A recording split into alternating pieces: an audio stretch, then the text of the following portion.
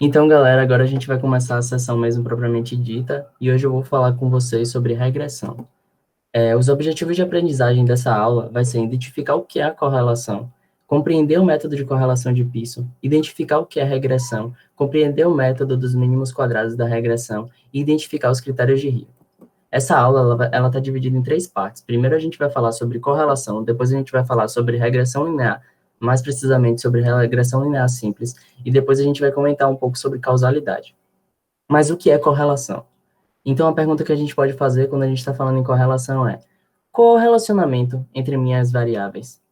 Correlação é a ferramenta estatística usada para avaliar o grau de associação de duas variáveis quantitativas, medidas em cada membro de um grupo. O que é que eu estou querendo dizer aqui? Ele está falando que ele pegou duas variáveis e no mesmo indivíduo ele mediu ela, em outro indivíduo ele mediu ela. Então ele vai avaliar como é que varia essas duas variáveis ao longo desses dados. Agora, bora entender como é que ele faz isso. Vou voltar um pouco e vou explicar o que é variância. Quando a gente está falando de variância, a gente pensa o seguinte: variância é quando a gente tem só um dado falando de uma variável específica. Tipo, a gente pode estar falando de idade. Como é que a gente tem a variância? Primeiro, a gente tem que fixar uma referência, nossa média. Então, a gente pega a nossa média e a gente vai ver a dispersão em relação à nossa média. Quando a gente está falando de uma variável só, é muito simples, é só fazer isso. A gente só tem que tomar um cuidado. Como a gente está dividindo exatamente no meio, então, se a gente somar os desvios para um lado e os desvios para o outro, vai acabar dando zero. O que é que a gente faz, então? A gente simplesmente pega cada desvio e multiplica por ele mesmo. Assim, todos os valores dão positivos. E aí a gente divide por n-1 para achar essa variância. Quando a gente fala de covariância, que a gente já está trabalhando aqui com a ideia de correlação, a gente está falando dos mesmos indivíduos, mas lá que a gente estava trabalhando com uma variável só, a gente está trabalhando agora com duas variáveis. Aí você vai pensar, pô, e agora o que é que eu faço? É muito parecida a fórmula. E o que ele faz é justamente, em vez de multiplicar o desvio por ele mesmo, ele pega o desvio e pega o mesmo indivíduo e vê o desvio em relação à outra média dele, desse outro dado. Eu vou mostrar isso para vocês entenderem melhor, mas é só para você ver que é perceptível como é semelhante as fórmulas e que elas mais ou menos tentam indicar algo parecido, mas só que aqui a gente está trabalhando com duas variáveis. Mas qual o problema da covariância? A covariância ainda está considerando a sua unidade de medida. Então, se, por exemplo, eu faço um estudo aqui, e no meu estudo eu estou usando centímetros, mas em outro lugar a pessoa está usando polegadas, os resultados vão dar diferentes, mesmo eles sendo iguais, só por mudar a unidade de medida. Então, a gente tem que pensar, pô, a gente tem que arranjar uma forma para mudar isso, para que fique mais simples para a gente. E aí que vem a covariância padronizada, que é o coeficiente de correlação.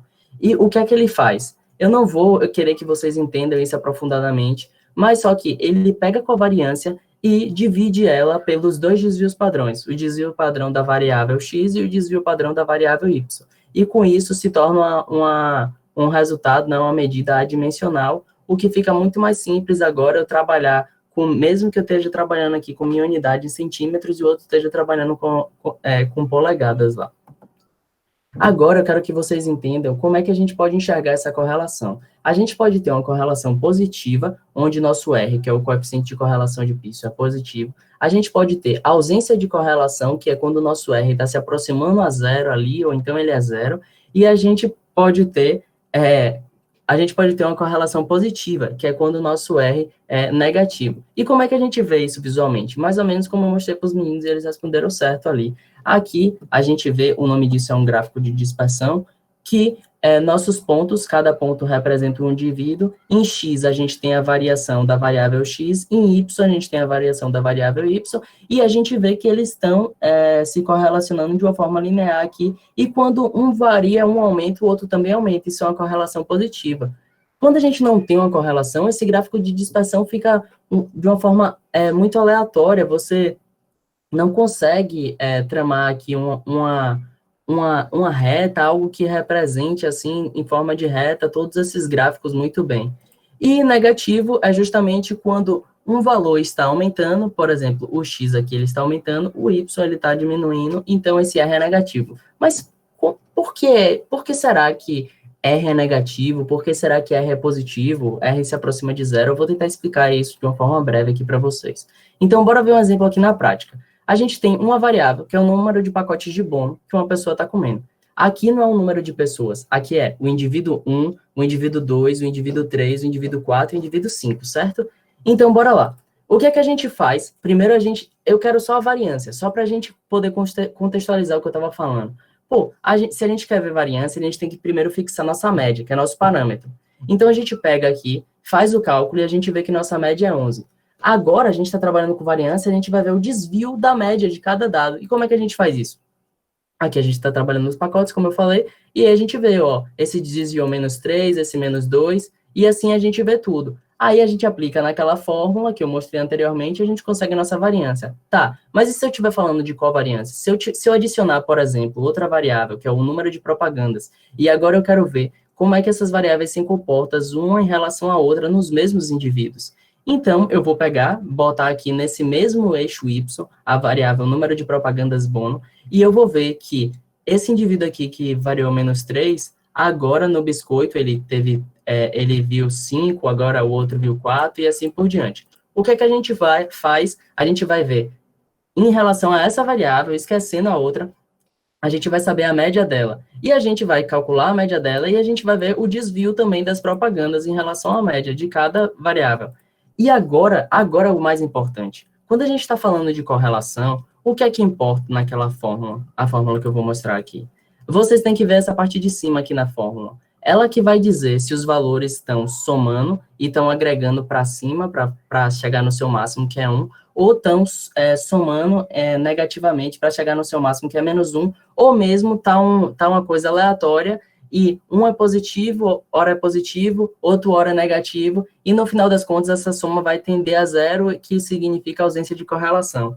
Aqui está muito nítido que é muito provável que exista uma correlação entre essas variáveis. Se você ver as 3 variáveis que são negativas, que estão desviando inferiormente à média em pacotes, nas propagandas elas também estão variando inferiormente. Isso significa o quê, gente? Bora pegar só a primeira aqui, a gente vai pegar -4 e botar aqui, já é o valor, né? Média menos o valor observado, -4.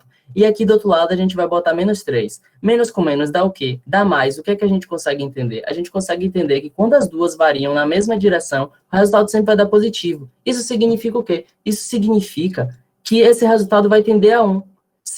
Se essa tendência continuar e você vê que ela tende negativo com negativo, positivo, deixa lá, vai somar. Negativo com negativo, positivo, deixa lá, vai somar. Negativo com negativo, positivo. Ah, mas aqui mudou a ordem, agora é positivo com positivo. Mas vai dar positivo. E você vê que os dois estão subindo, entende? Então, isso é a correlação positiva que eu tentei demonstrar aqui para ficar intuitivo na cabeça de vocês. A outra coisa é a correlação negativa. A positiva se aproxima do 1, a negativa vai se aproximar do -1. Mas por quê? Perceba que agora, quando um está variando negativo, o outro está variando positivo. Isso dá o que na soma de multiplicação, negativo com positivo? Vai dar sempre negativo, mas ele vai se anular por causa disso? Se eles continuarem tendo a mesma tendência de quando um é positivo, o outro é negativo, não vai se anular. Vai ir somando todos os negativos, que vão tender para o seu máximo, que é quanto? É 1. Então, essa é a correlação negativa. Ah, e quando não tem correlação? Aí vai ser de uma forma aleatória. Horas eles vão estar se contradizendo, um descendo e o outro subindo, que vai dar negativo, e horas eles vão estar indo no mesmo sentido, que, por exemplo, pode ser os dois descendo que vai dar positivo. Ora, se eu tenho um valor que deu negativo agora, e depois vem outro valor do indivíduo 2, que deu positivo, esses valores não vão somar. Um valor vai abater do outro. E se isso ficar alternando, ou seja, se isso for uma tendência aleatória, então a gente vai tender a um valor que é zero. Então, essa é a ausência de correlação, essa é a correlação negativa. Então, bora lá. Em relação ao coeficiente de correlação de Pearson, o que é que ele diz para a gente, como eu perguntei para Eric naquela hora? Ele vai dizer a direção da associação, se uma variável cresce junto com a outra, se enquanto uma variável cresce, a outra decresce, ou mesmo se é aleatório e enquanto uma variável cresce, a outra decresce um momento e depois decresce, ou seja, não tem uma correlação linear. E ele vai dizer também a força dessa associação. O que é essa força dessa associação está dizendo para a gente? A força da associação está dizendo a inclinação da reta? Não, nada disso. A força da associação está dizendo para a gente assim, esse dado, ele está se aproximando de uma reta, que ele está se correlacionando linearmente, em outras palavras, é isso. Quanto ele está se correlacionando linearmente? E é isso que a força de correlação vai dizer, ou de associação vai dizer para a gente. E o que é o coeficiente de correlação de Pearson não fala para a gente? Ele não vai falar, ele não vai inferir causalidade. Ele pode até ser algo que contribua, sendo muito forte, sendo próximo a 1 ou próximo a menos 1, mas só que você não pode somente a partir dele inferir causalidade. Então, bora lá. Tem algumas considerações que a gente tem que fazer aqui. Uma foi, como eu falei, as variáveis são intercambiáveis. O que significa isso? Câmbio de mudança. Elas podem trocar entre si e não vai alterar em nada o seu resultado. X pode ser, por exemplo, aquilo que eu falei, o rinite na semana, e Y pode ser o número de gatos que a pessoa tem. E pode trocar e o valor é o mesmo. Então, não tem isso de variável dependente e independente. Aqui são dois dados contínuos se correlacionando. Outra coisa muito importante na hora de fazer correlação é, você tem que fazer análise visual. E eu vou explicar isso já já no próximo slide. Outra coisa que você tem que se ligar é, os seus dados são paramétricos. Coeficiente de correlação de Pearson trabalha com dados paramétricos. Outra coisa é, um indivíduo, ele só, se você está trabalhando, por exemplo, agora com duas variáveis, ele só vai te ajudar uma vez, uma para cada variável. Você não pode contar ele várias vezes. É isso que quer dizer que suas observações são independentes uma das outras. O indivíduo que está sendo contado várias vezes em momentos diferentes tem alguma coisa errada aí. A outra coisa é a homocedaticidade, que eu vou estar explicando no próximo slide também. Então, como é que a gente faz essa análise visual? Vamos lá. Aqui eu já apresentei para vocês o diagrama de dispersão. Vocês pensem que aqui onde está a seta é o zero, aqui a variável, o eixo y está subindo, está aumentando o valor dessa variável, e aqui o eixo x está subindo. Aqui a gente percebe, por exemplo, de cara a gente pensa assim, pô, será que aplicar o coeficiente de correlação de Pearson é uma boa? Eu acho que sim. Minha análise visual aqui é que eles estão tendendo a uma reta, enquanto um varia positivo, o outro também varia, e seria uma boa. Mas bora lá. Coisas importantes que a gente tem que tomar cuidado. Tá vendo que aqui parecem que são dois grupos diferentes? Faz um experimento aí. Pega esse grupo que está mais embaixo e tampa ele na sua tela. E olha só o outro grupo. Parece ter alguma correlação da variável y com a variável x? Porque, para mim, parece que está tendendo a zero. Eles não têm nada, nenhuma correlação significativa aí. Agora, bora olhar o outro lado, o outro grupo. Também parece que não. Mas só que agora analisa eles como um todo. Quando vocês analisam eles como um todo, vocês podem estar superestimando o resultado. Esses podem ser dois grupos totalmente diferentes. Por exemplo, você está vendo um hormônio específico e o subgrupo ali de cima são os homens e o subgrupo aqui de baixo são as mulheres. Dentro do subgrupo de homens, não tem uma correlação expressiva. E dentro do subgrupo de mulheres também não, mas quando você junta os dois, como um está acima do outro, dá uma superestimada nos seus dados. Então, você tem que ter muito cuidado com esse padrão. Então, na sua análise visual, uma das coisas que você vai procurar é justamente isso. Será que tem subgrupos? Será que eu consigo identificar dois grupos assim separados, para não simplesmente partir para a correlação, interpretar só meu valor de R e, na verdade, estar fazendo algo completamente errado? A outra coisa que a gente tem que estar muito atento, que a gente faz com nossa análise visual do gráfico de dispersão, é a relação não linear. Será que é uma relação linear? Será que o coeficiente de Pearson, que como o Eric falou, é para uma relação linear, é o mais apropriado? Como é que a gente olha isso? A gente olha pelo gráfico de dispersão também. Aqui, não parece que o coeficiente de correlação de Pearson é o mais adequado, porque aparentemente está tendendo aqui para uma correlação que está meio quadrática, né? Parece que eles estão formando uma parábola aqui. Então, eu acho que não deveria ser usado o correlação de Pearson. É só a parábola que a gente pode ver se não for Pearson? Não, a gente pode ver exponencial, e aí a gente pode tentar transformar uma variável em logaritmo, para ver se com essa transformação fica um relacionamento linear. Existem possibilidades para se fazer. Aqui eu demonstrei a parábola. E a outra coisa é a heterocedaticidade. O que é isso? A heterocedaticidade é você imaginar que você tem essa linha reta e você tem a dispersão dos dados em relação a essa linha reta aqui. Perceba que no começo, eles estão tendo uma dispersão muito pequena em relação aos dados. Mas só que a partir de um momento começa a crescer muito essa dispersão. E isso é justamente a heterocedaticidade. Se fosse homocedaticidade, que é o que a gente quer, como é que seria? Ou seria um padrão que ia ser todo igual mais para cima, que está dispersando mais, ou seria igual a esse que está todo mais próximo da linha, que está dispersando menos. Quando vem uma forma assim que você consegue desenhar meio que um cone, você percebe que tem uma heterocedaticidade, e isso pode estar te dizendo que pode ter alguma outra variável, alguma coisa aí que está atrapalhando sua análise. Então, você tem que tomar muito cuidado quando você tem uma heterocedaticidade. A outra coisa é o outlier. Observe esse gráfico. Eu peguei de uma referência, a referência que eu indiquei aqui embaixo, e ele está me dizendo que ele rodou o cálculo estatístico e que o R deu próximo a zero. Beleza. Agora, bora adicionar um outlier. Adicionando esse outlier, esse ponto aqui em cima, o que é outlier? É algo que difere muito do seu conjunto de dados.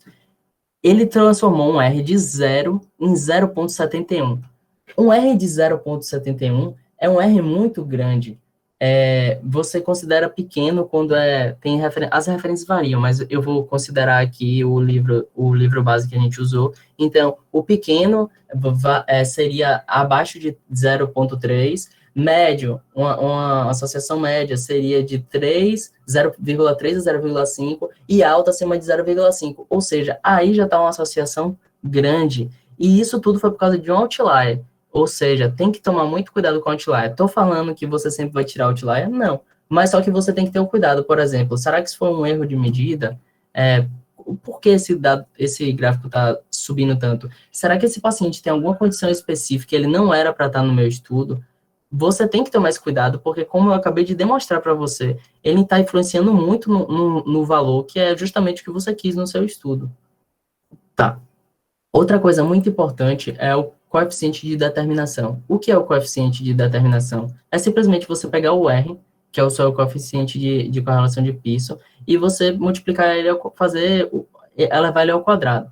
E o que é que ele indica? Ele indica quanto a variação em uma variável é explicada pela outra.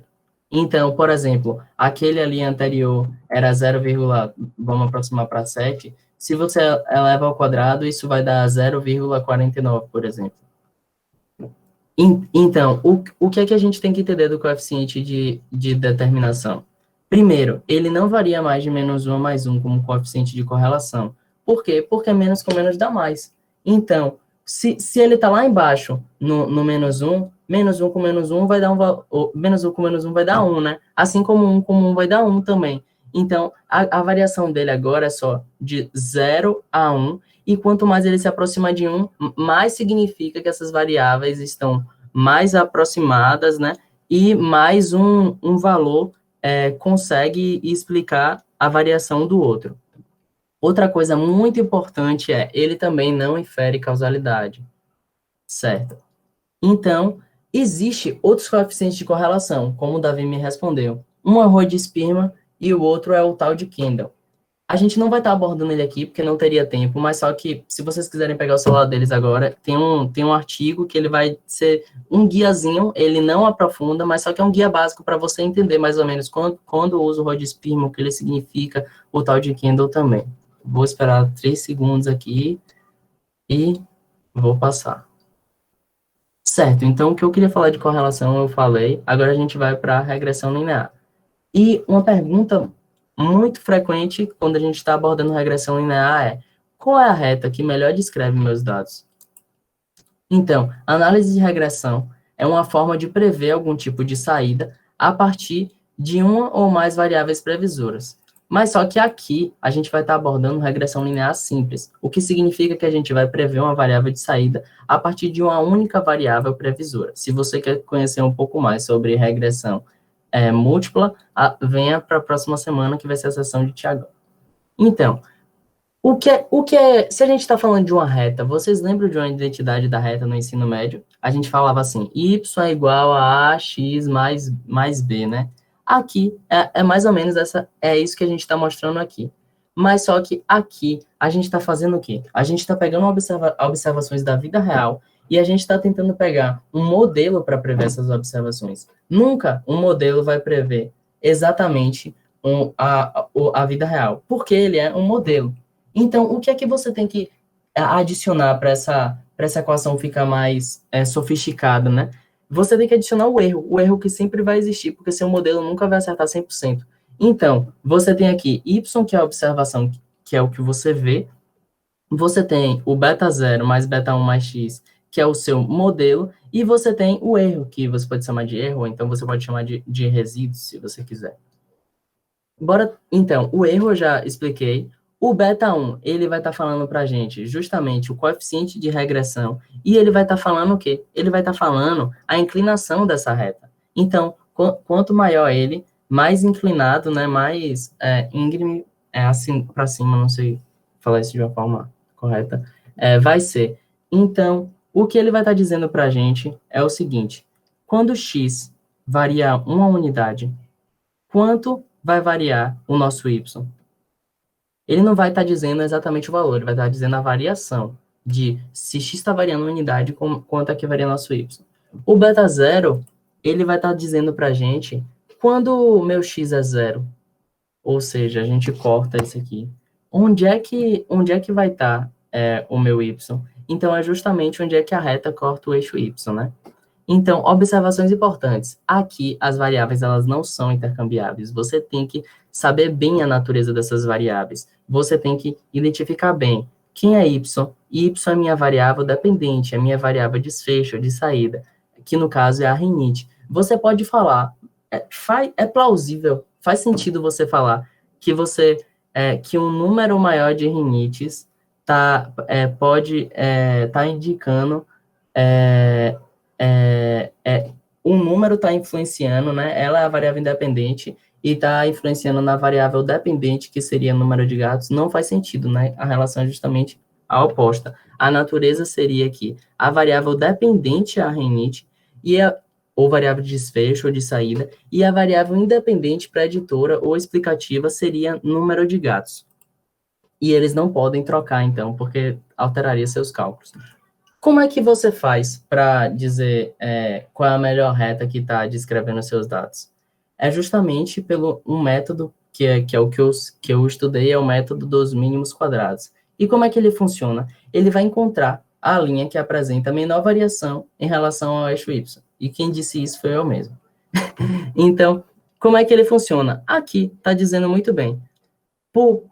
Antes se fazia na mão, na tentativa e no erro, mas agora o software, o computador mesmo, ele vai fazer e ele vai testar. Ele vai testar o quê? Ele vai testar as retas, testa reta, e ele vai ver a distância sempre em relação ao eixo Y, que é o eixo que você está prevendo, até ele encontrar o valor, o menor valor possível.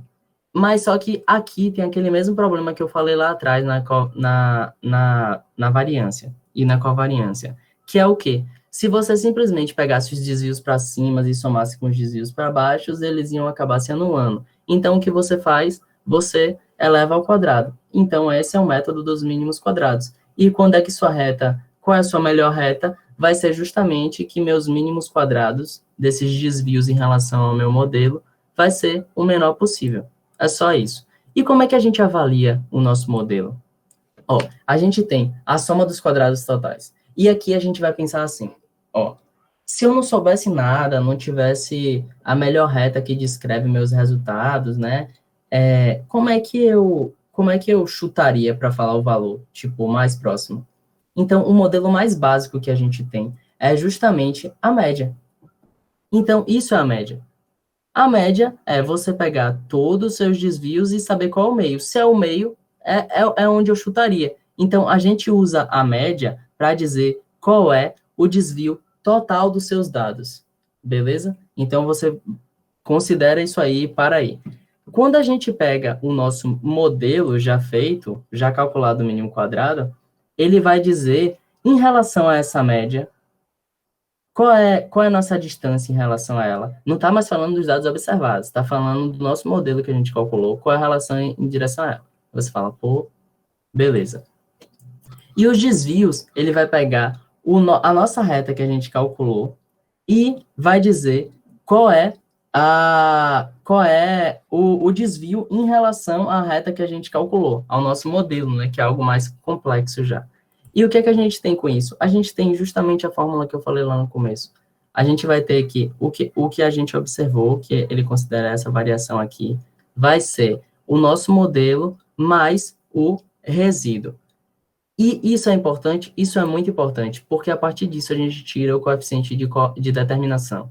Ah, eu estou falando então que coeficiente de correlação de Pearson dá para calcular coeficiente de determinação e por meio desse método que eu vou mostrar aqui agora, também dá para calcular coeficiente de determinação, é o mesmo, principalmente se a gente estiver falando de regressão linear simples. E como é que a gente calcula esse coeficiente de determinação agora?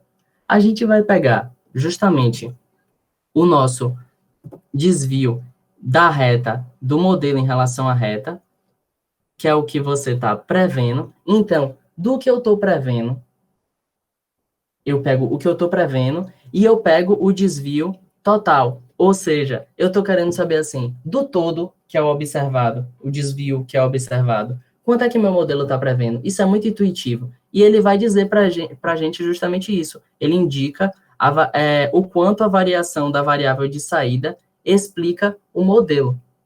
Ou seja, eu achei muito, muito intuitivo isso. Regressão linear simples. O que é que ela diz para a gente? Ela diz o modelo linear que melhor prevê os valores da variável y. E o que ela não diz para a gente? Ela não diz para a gente causalidade. Em relação às considerações, as variáveis, elas não são intercambiáveis, como eu já falei para vocês aqui. A análise visual, as considerações, são as considerações que eu fiz lá na análise de correlação.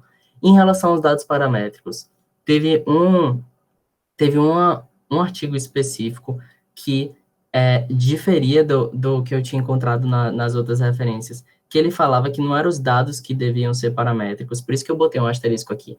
Ele falou que eram os desvios em relação à reta que a gente formou. Deixa eu mostrar aqui. Ele falou que esses valores aqui, os desvios que deviam ser paramétricos. Então, como eu achei duas referências divergindo, mas de forma geral estavam falando coisas que eram coerentes, eu resolvi botar um asterisco aqui. Além disso, as observações também têm que ser independentes umas das outras, e você também tem que observar a homocelasticidade. O que eu vou mostrar aqui, que eu não mostrei ainda lá em correlação, é justamente uma forma da gente observar a análise desses resíduos, que a gente vai estar observando aqui justamente a homo ou heterocelasticidade. Aqui a gente vê um gráfico de dispersão, ó, aqui em cima normal. Bora ver primeiro só esse A aqui. Esse A. Aí a gente vê aqui, ó. Aqui nossos dados, né, os valores variando, né, em relação a essas duas variáveis. E aí a gente tem nossa linha e aqui a gente tem os dados. E a gente percebe, ó, que hora eles estão para cima e hora está todo mundo para baixo e depois está para cima de novo. Ou seja, tem alguma coisa estranha aí, eles não estão variando de forma homogênea para os dois lados em relação à reta, né? O que eu queria mostrar aqui é um gráfico muito comum, que ele pega, e essa linha aqui, que é o valor ajustado de y, ele pega e bota ela reta, ou seja, ele pegou isso aqui e botou reto, e aqui ficam os valores ajustados de y, e aqui ficam os resíduos. Então, aqui fica muito mais claro que esses dados, eles não estão variando, eles não estão homocedásticos, não sei se essa palavra existe. Como é que seria homocedástico? Se tivesse um padrão, por exemplo, eles fossem uma faixa, sabe, que não variam, mas aqui é justamente o que não está acontecendo. E na situação 2, a situação 2 está acontecendo de forma diferente, mas a mesma coisa. Perceba que aqui no começo, eles estão variando de uma forma, e quando chega aqui, eles variam muito. Então, você tem que ter muito cuidado quando você está fazendo tanto correlação quanto regressão, e seus dados, eles tenham essa heterossedasticidade. Por fim, eu queria conversar com vocês sobre causalidade. E por que eu vou falar sobre causalidade numa aula de regressão linear? Justamente porque eu estou falando até agora só o que não indica causalidade, não pode inferir causalidade, e para dar só uma noção, só vou dar uma pincelada aqui de... E se eu quiser inferir causalidade, como é que eu me comporto? Bom, a gente tem uma forma muito difundida da gente pensar são os critérios de Bradford-Hill. E esses critérios, não é que eles são um checklist, mas só que são coisas que eu chamaria de principais que você tem que ver quando você estiver querendo estabelecer, inferir essa causalidade. Então, algo que a gente poderia comentar aqui, são nove critérios que ele estabeleceu. Um critério é justamente a força, que a gente vai ver como? Pelo gráfico de dispersão aqui.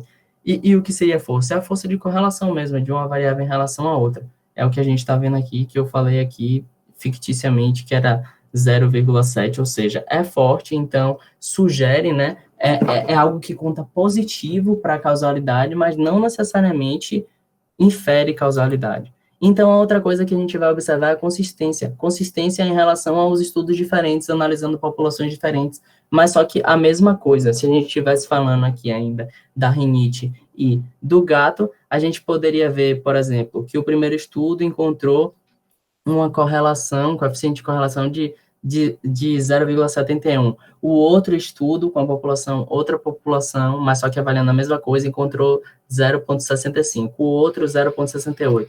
Eles estão indicando todos fortes correlações, então você também conta então positivamente para você sugerir causalidade. A outra coisa seria especificidade, mas só que especificidade é algo que meio que não é que você tenha que ter isso, porque o que ele estaria querendo dizer é o seguinte: quando surge a doença, quando surge o efeito, é por causa da variável previsora. Ou seja, se não tem a variável previsora, se eu não fumo cigarro, então eu não posso ter câncer de pulmão, o câncer de pulmão específico lá. Então, mas só que a gente sabe que não é assim. Por quê? Porque muitas patologias, né, muitas doenças, elas vão ter causas, elas vão ter multietiologias. Então, tem que tomar muito cuidado quando for avaliar esse critério da especificidade. Não pode ser tão rigoroso, né? E outra coisa que a gente vai avaliar vai ser a temporalidade. Isso é fundamental, tipo, isso é intuitivo na gente. A gente não pode dizer que o B que veio depois está causando o A que veio antes. E para inferir causalidade, a gente tem que saber que o que está causando veio antes. Ou seja, se você está falando que passar tantas horas a partir de tanto tempo no sol de tal hora vai desencadear depois num câncer de pele, essa exposição tem que ter vindo antes. Não faz sentido ela ter vindo depois ou durante, né?